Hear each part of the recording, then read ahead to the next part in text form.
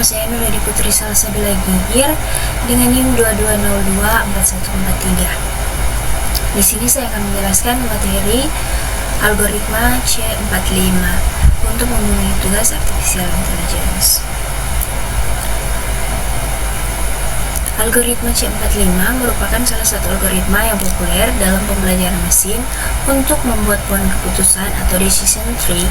Algoritma ini dikembangkan oleh Ross Quinlan sebagai penyempurnaan dari algoritma sebelumnya, yaitu ID3 atau Iterative Dichotomizer 3. C45 digunakan untuk mengklasifikasikan data berdasarkan atribut-atribut yang relevan dengan tujuan membangun model yang dapat mengklasifikasikan data baru dengan akurasi tinggi. Kemudian ada pun tujuan pembelajaran dari materi algoritma C45 ini. Yang pertama, tujuan pertama itu ada memahami dasar dari cara kerja algoritma C45. Kemudian tujuan kedua, mengetahui beberapa komponen utama dari algoritma ini termasuk entropi dan gain. Tujuan ketiga, mengetahui kelebihan dan kekurangan algoritma C45. Tujuan keempat, memahami contoh kasus dari algoritma C45.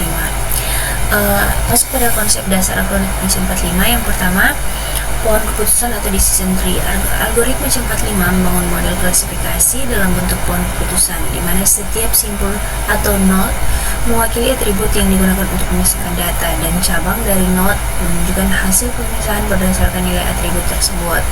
Pohon ini terbentuk dari proses berulang untuk menemukan pemisahan terbaik yang memaksimalkan klasifikasi data. Yang kedua ada gain ratio. Untuk memilih atribut terbaik dalam setiap langkah pemisahan, C45 menggunakan gain ratio sebagai ukuran pemisahan. Gain ratio ini merupakan unifikasi dari information gain yang mengatasi kelemahan dari ID3. Gain ratio ini menghitung perbandingan informasi yang diperoleh dari pemisahan dengan jumlah informasi yang digunakan untuk melakukan pemisahan, sehingga pemisahan yang tidak signifikan dapat dihindari. Ketiga ada pemangkasan atau pruning. Setelah pohon terbentuk, C45 melakukan pemangkasan atau pruning untuk mengurangi kompleksitas pohon dan menghindari overfitting, yaitu kondisi di mana pohon terlalu cocok dengan data pelatihan sehingga kurang akurat dalam memprediksi data baru. Pemangkasan membantu meningkatkan generalisasi model dengan menghapus cabang yang dianggap kurang signifikan. Yang keempat ada pengenangan data kontinu dan data yang hilang. Algoritma C45 dapat menangani atribut kontinu dengan mengubahnya menjadi rentang atau interval menggunakan nilai ambang tertentu. Selain itu, algoritma ini juga mampu menangani data yang hilang, misalnya dengan menggunakan nilai rata-rata atau probabilitas berdasarkan informasi yang tersedia, sehingga data yang tidak lengkap tetap dapat diolah. Kemudian ada beberapa cara kerja dari algoritma C45. Yang pertama ada mulai dari root node. Algoritma dimulai dari root node yang merupakan kumpulan data yang akan diklasifikasikan. Yang kedua ada pilih atribut dengan gain tertinggi. Untuk setiap atribut dalam data, algoritma menghitung nilai information gain atau gain ratio. Atribut yang memberikan gain tertinggi dipilih sebagai atribut pembagi untuk node tersebut. Gain ratio adalah perbaikan dari information gain yang memperhitungkan jumlah pembagian pada masing-masing atribut sehingga mengurangi bias terhadap atribut dengan nilai unik yang tinggi. Adapun cara kerja ketiga buat cabang untuk atribut. Setelah memilih atribut dengan gain tertinggi, algoritma membuat cabang untuk setiap nilai unik dari atribut tersebut. Setiap cabang mempresentasikan subset data yang memiliki nilai spesifik dari atribut pembagi. Yang keempat, pembagian ulang subset data. Data pada setiap cabang subset kemudian diproses ulang dalam langkah yang sama seperti di langkah 2, di mana atribut dengan gain tertinggi pada subset tersebut dipilih sebagai pembagi. Proses ini diulangi untuk setiap node pada pohon. Yang kelima ada aturan stopping. Pembagian berlanjut sampai salah satu dari kondisi berikut terpenuhi. Yang pertama, semua data pada node memiliki kelas yang sama sehingga tidak perlu ada pembagian lebih lanjut. Dan yang kedua, tidak ada atribut yang tersisa untuk dipilih. Dalam hal ini, node nantinya akan menjadi leaf dengan kelas yang paling umum. Yang ketiga ada tidak ada data yang tersisa, maka node diberi label sebagai leaf dengan kelas mayoritas dari data yang ada di sebelumnya. Kemudian yang keenam, setelah semua cabang telah dibagi dan aturan stopping terpenuhi, pohon keputusan atau decision tree ini akhir terbentuk. Pohon ini dapat digunakan untuk mengklasifikasikan data baru berdasarkan atribut yang ada. Beberapa komponen utama dari algoritma C45. Yang pertama ada entropi. Entropi digunakan untuk mengukur ketidakpastian atau impurity dalam kumpulan data. Dalam konteks pohon keputusan, entropi digunakan dengan menentukan seberapa murni atau bersih suatu kumpulan data. Nilai entropi rendah berarti data lebih homogen, sedangkan nilai entropi tinggi menunjukkan data lebih heterogen. Rumus entropi SSS adalah entropi S sama dengan sigma I sama dengan 1 sigma kurang Pi kali log 2 Pi. Keterangan S sama dengan pada kasus dan N jumlah partisi S, kemudian keterangan S sama dengan pada kasus dan Pi proporsi dari S terhadap S, SI terhadap S. Perkenalkan, nama saya Graciela Bawiling, NIM 22024-188. Nah, di sini masuk ke poin pembahasan berikut, yaitu beberapa komponen utama dari algoritma C4.5. Yang kedua ada information gain atau gain informasi. Gain informasi mengukur seberapa besar pengurangan ketidakpastian entropi setelah data dibagi berdasarkan suatu atribut tertentu. Semakin besar nilai information gain, semakin baik atribut tersebut dalam membagi data.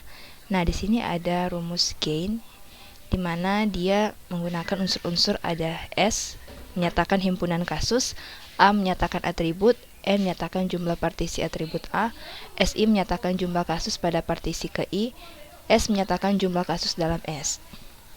Kemudian komponen utama yang ketiga yaitu gain ratio, adalah modifikasi dari information gain untuk memperbaiki bias terhadap atribut dengan jumlah nilai unik yang tinggi.